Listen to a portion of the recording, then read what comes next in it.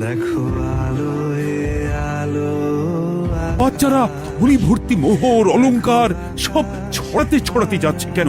আর গোপালের হাত দুটোই বা ঘাট থেকে বেরিয়ে দুদিকে ঝুলছে কেন? মহারাজ, আর একটা ব্যাপার কি আপনি লক্ষ্য করেছেন?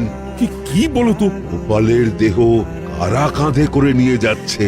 হ্যাঁ হ্যাঁ, ওই তো মন্ত্রী, সেনাপতি, জ্যোতিষী আর পণ্ডিত। আসলে গোপালের এই শেষ যাত্রা আমাদের কিছু শিক্ষা দিয়ে যাচ্ছে মহারাজ। এই যে দেখুন, যারা গোপালকে সহ্য করতে পারত না, এখন তাদেরই কাঁধে গোপাল যাচ্ছে।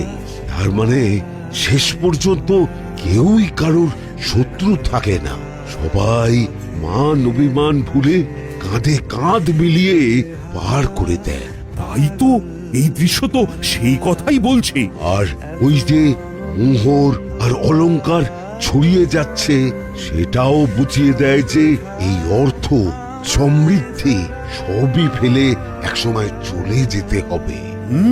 কি ভীষণ সত্যি। দুটো খালি হাতও বুঝিয়ে দিচ্ছে, খালি হাতেই আমরা সংসারে এসেছিলাম আর খালি হাতেই আমাদের যেতে হবে।